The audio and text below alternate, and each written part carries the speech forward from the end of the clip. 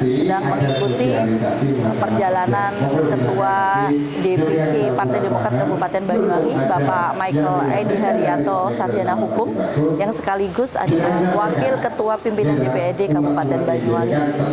Beliau pagi ini sedang mengikuti kegiatan sosialisasi Perda nomor 4 tahun 2021 terkait dengan kepemudaan di Kecamatan Belimbing Sari.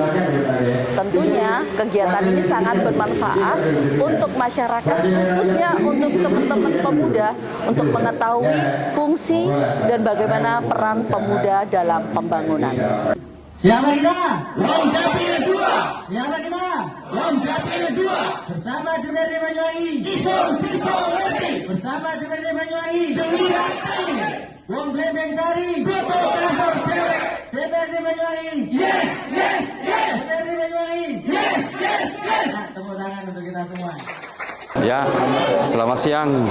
Saya Michael yang pada siang hari ini kita mengadakan acara sosialisasi tentang Perda Kepemudaan dan Perda Penanggulangan Narkoba. Perda ini sangat penting karena persoalan-persoalan yang ada di Banyuwangi ya dua ini yang menonjol. Persoalan narkoba dan kepemudaan. Dan kami ada perwakilan dari desa 9 desa Kecamatan Belimbing Sari semua hadir, kepala desa, sekretaris desa dan juga ketua BBD dan perwakilan perempuan. Nah, semua hadir. Dan alhamdulillah acara ini sangat cukup antusias karena perda ini sangat penting. Karena di dalam kepemudaan pemerintah menyiapkan semua fasilitas tentang kepemudaan.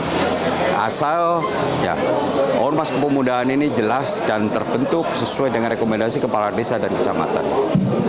Sehingga ormas ini nanti ya kelompok pemuda ini dapat untuk mengajukan baik itu pendanaan sesuai dengan kemampuan pemerintahan daerah.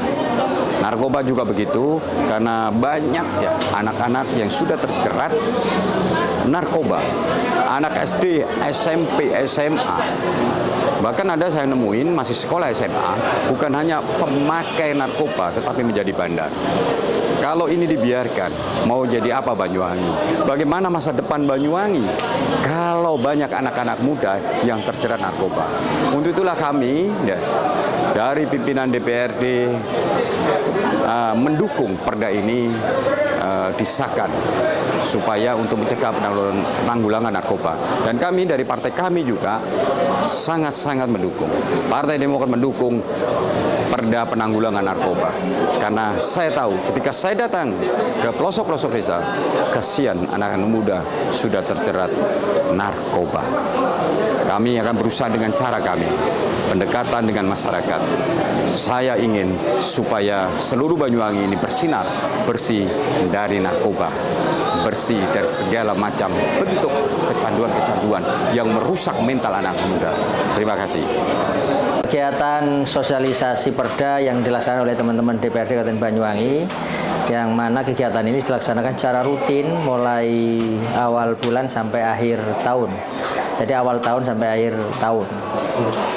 Jadi mulai bulan Januari sampai bulan Desember. Kegiatan ini dalam rangka memberikan pemahaman kepada masyarakat kita yang kita undang untuk memahami pertama ya peran dan fungsi DPR, yang kedua adalah terkait dengan perda-perda yang sudah kita sahkan agar supaya masyarakat memahami terkait dengan apa aturan-aturan perda yang sudah ditelurkan oleh teman-teman DPR. Bisa disampaikan perda nomor berapa? Ya, perda yang hari ini kita sosialisasi perda nomor 7 tahun 2020 tentang kepemudaan. Tadi sempat terdengar ada sedikit usulan dari pemerintah desa terkait galian C. Oh iya, karena memang galian C itu bagian dari sesuatu yang memang harus dituntaskan. Cuman selama ini kan kewenangannya sudah ditarik oleh pemerintah pusat, sehingga ya situ bagian dari pertimbangan kita lah untuk kita diskusikan nanti di teman-teman DPR sesuai dengan tupoksi yang di masing-masing komisi. Dari hasil pertemuan tadi mungkin bisa ditarik kesimpulan dari Pak Maruf?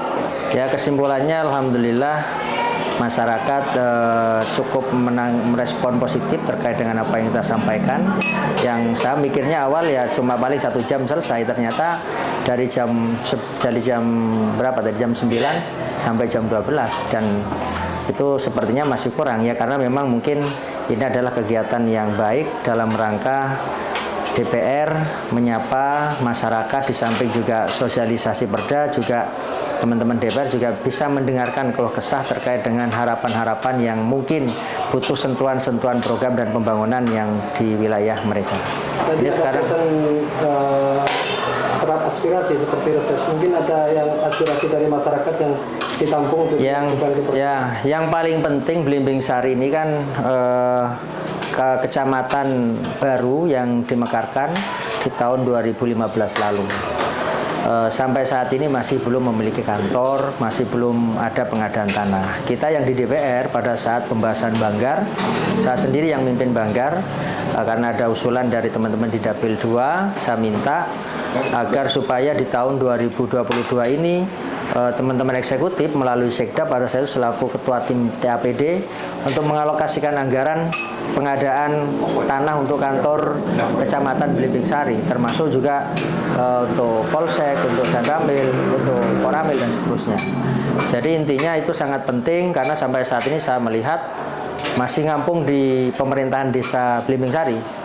Dan ini lucu karena sudah berapa tahun sampai saat ini masih belum ada penyelesaian, padahal kita sudah menegaskan agar supaya dialokasikan.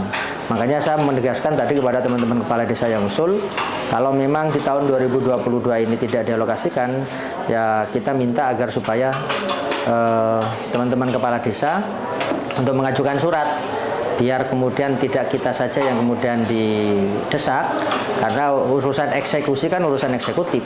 Kita hanya sebatas merekomendasi, mengusulkan. Yang jelas sudah kita lakukan. Nah, kalau misalnya tidak direalisasikan, kita akan panggil eksekutif melalui Sekda, apa kendalanya dan kenapa kemudian alokasi itu tidak segera direalisasikan. Dan itu sebagai wujud komitmen perjuangan kita, khususnya di Dapil 2, karena yang hadir ada Pak Michael, ada Pak Bernard, dan saya sendiri, agar supaya masyarakat puas, sehingga dengan mengundang hadirkan tim eksekutif yang nanti mungkin diwakili Pak Sekda untuk menjelaskan kenapa dan bagaimana sampai saat ini pengadaan lahan dan kantor tidak segera direalisasikan. Terima kasih.